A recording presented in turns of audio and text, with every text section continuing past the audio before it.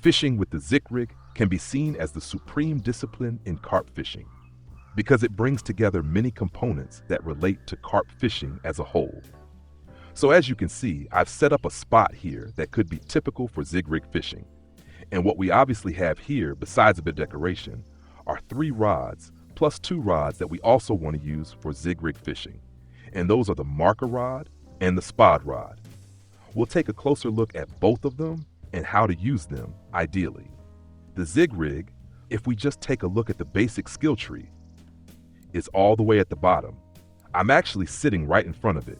So all the way at the bottom is the Zig Rig, the last rig we unlock in basic fishing.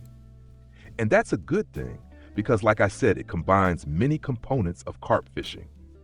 Zig Rig fishing is maybe not something for total beginners, but more something for the end game. Because you can't just go to a spot and copy it one-to-one like you might have seen somewhere. You have to actively figure things out yourself. Yeah, and what do you need to set up? What do you need to consider? That's what we'll now look at step by step. I've just walked over to one of the classic spots, 5531, a spot that works really well again and again. 17 meters is also a distance that repeatedly works really well. And now we first need to take a close look at this spot. For that, we start with the marker rod. So we already know from past basic fishing experience that at this spot, at 17 meters, if we're experienced anglers, we already know that we've got muddy ground there. And now we need to find out, how deep is it at that spot? For that, we of course set the marker rod to 17 meters and just make a cast. Loosely cast, more or less straight. Now we release the clip, the line clip, so hit enter once, then again. That means the float, the marker float, now rises up, and now we reel in slowly and instantly feel the tension. And we can see, at this point it's 2.70 meters deep, roughly. A bit more to the left or right, and it might vary a little, but around 2.70 meters is the depth here. Everything is of course easier to show in paint, so let's just take a look at it in paint. We're now going to draw the ground, maybe create 2 different spots, and once we have those, we'll look at the details. So we've got the ground, then of course we need the water surface once, and then we'll add the sky as well. Perfect, twice. So let's take a closer look at the first spot. This here is the light green spot, and what we're testing now is, at what depth are the fish currently staying? So which depth is currently interesting to the fish? Accordingly, we of course use 3 rods and use different leaders on each one. That means we've got the lead at the bottom and 3 different leaders. That's how it's shown here. The lead at the bottom, 3 different leader lengths. And now we can determine at what height in the water the fish are currently active, which height the fish currently prefer. And that always depends on weather conditions, time of day, and therefore also on different temperatures. Besides temperature at the carp lake, whether it's warm, normal, or cool, we also get fluctuations throughout the day, so we have to keep adjusting our setup throughout the day. We now cast out 3 rods at the first spot, each with a different leader length, in this case 20, 30, and 40 centimeters. Since we found out with the marker rod that the depth here is 1 meter, we know if we choose the 20 centimeter leader, our bait will be presented at 80 centimeters depth. So 1 meter deep, 20 centimeters leader, which means the boilie or the foam rises up, and we've got the foam at 80 centimeters depth. It's the same principle for the other leaders, one at 70 centimeters and the third at 60 centimeters depth. Once we've identified these depths, we can transfer them to other spots. That means if we find out with the marker rod that another area is 2 meters deep and the previous depth worked well and produced fish, we can apply it. So we calculate we were previously at 80 centimeter depth, and now we need a leader of 1.20 meters. With the 1.20 meter per leader, we now fish at a different spot in the same water zone, and we've got a much higher chance that the fish bite just as well under similar conditions. So depths and zones can always be transferred from one spot to another. In the live test, for example, the 20 centimeter leader is currently performing best, because at 17 meters, we've got over 2 meters of depth. We just confirmed that, and it's currently warm at Bear Lake. In general, we have 3 main zones where the fish stay in carp waters. In cold weather, fish are more towards the top. Important, we're talking about cool here. not winter. In winter, fish are inactive and at the bottom, but we're at cool 10 degrees Celsius or so. And in those conditions, the fish tend to be higher up near the surface, soaking up the sun. So in cool water, the fish are mostly at the top. Normal water is, well, normal temperature, where you can test all zones. With cooler temps, fish are higher, so we use longer leaders. With warmer temps, fish are lower, so we go with shorter leaders. And at normal temps, you can test freely, way up top, or even super shallow. So when we're dealing with cold temps, we aim to fish pretty high in the water and present the boilies higher up as well. Band foam on all rigs. That way we cover different water zones in carp lakes, where this mechanic with different water zones and temperatures actually exists. And right now, it's working well. The 20 centimeter leader is doing best. We'll check out the setup again in detail in a moment. Casting it right back out. Then let's take a look at the second setup. Here I've currently got a 40 centimeter leader, so 20 centimeter depth, 30 centimeter depth, and we'll check the third setup in a moment too. Right now, it's still pretty basic. I don't have any ground bait mix in here. This is the third rig with 80 centimeter depth. So 3 different depths, 20 centimeter depth, 40 centimeter depth, 80 centimeter depth. And since, as we said, the temperature here is currently warm, we now know the fish are rather in the cooler zone. And we've got a variation at the bottom, maybe even with leader lengths like 10 centimeters, 20, 30, maybe more in that range. And accordingly, I could now adjust this again. Yeah, the setup is actually built pretty big right now.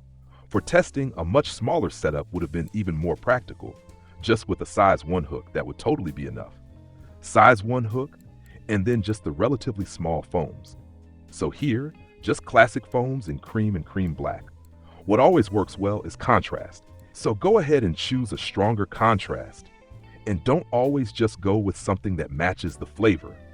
Even when you use a cream aroma, you can totally go for a red foam or a black foam, just to bring in some contrast. You can definitely mix it like that. Let's now take another look at the leaders in detail.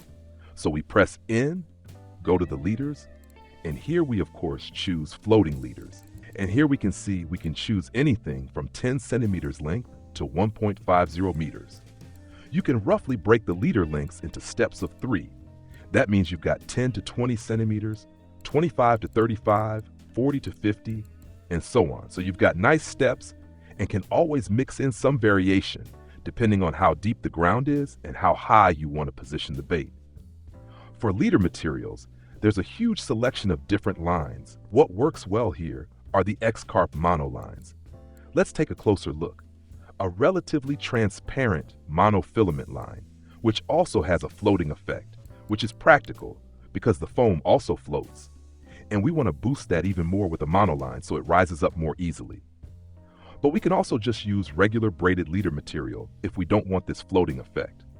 That means if we're fishing a normal water body, like for example the Octuba, and we maybe want to fish for sturgeon using the Zig Rig, then of course we just take a braided leader, as strong as it gets, that has a sinking quality. And we also just use a 10 centimeter length because we want to present the bait near the bottom. And in the same way, we can target bottom-dwelling fish, fish that feed near the ground, with a short leader close to the bottom. And if we've got fish like, for example, the leather carp, which might be more in the mid-water zone, then we go with a monoline again, which floats more. And so we present the bait more in mid-water.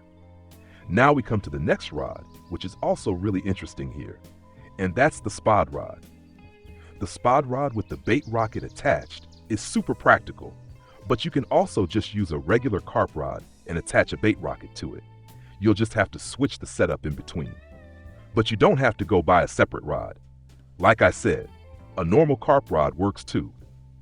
The advantage, of course, is you leave your 3 rods in the water, can keep fishing with them, and on the side, you still have the option to bait up.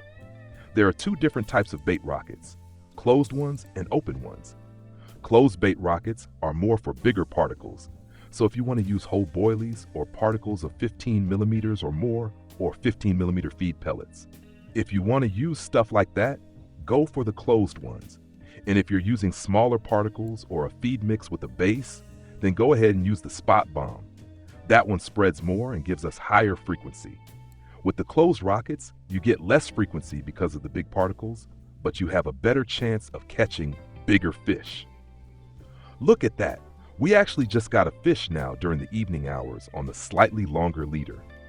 So really, up to 80 centimeters leader. But even so, the better bite rate was in the shallower range. So I'm going back down and choosing the 20 centimeter leader again. All the foams are the same size. I made them all the same. And now I'll keep testing, still at the same distance. But since the water is warm at this lake, I'm staying in the shallow zone. So let's summarize everything again. It's always important when you're new to a spot to test throughout the day which depth the fish are currently staying at. If we find out that a certain leader length works, we then of course adjust all our setups accordingly. But keep in mind, during the day, temperatures or maybe even the weather can change, and we then adjust our setup again when the weather changes. So strong sunshine or heavy rain or temperature fluctuations throughout the day also affect the depth. That's why it makes sense to switch one rod in the evening to see if the fish become more active near the bottom at night, and we can then continue to catch fish near the bottom during the night. So you see, it's already super complex, this whole topic with the Zig Rig. And then there's the fact that we've got so many different colors. That too has to be tested and tried. Color combinations with flavors. You have to keep testing. And yeah, it really takes a lot of in-game experience to have all these components in mind and to keep adjusting your setup. Even so, fishing with the Zig Rig is always exciting. You can really target specific fish species. If you find out that, for example, a koi carp likes to stay at a certain depth, you can cast to that depth again and again and specifically target that type of koi carp. So don't let it discourage you. Get to testing the Zig Rig. Testing. That's the be-all and end-all in the game. And it's the most fun when it really works. And until it works, just try stuff out. Just experiment in the game. Who would have thought? That's the most fun. If this helped you, leave a like. Don't forget to subscribe to the channel. That helps me a lot. And next Sunday, there'll be a live stream about this. Together with RF4, we'll talk about the whole Zig Rig topic live on stream again. So don't forget, this coming Sunday at 3 p.m., the 13th of April, we'll go live on Twitch. All your questions about Zig Rig, and of course, we'll test Zig Rig fishing again, properly and thoroughly. If you already have questions, feel free to drop them in the comments now so we can include them in the stream on Sunday. All right, I'm heading back in. Tight lines. See you next time.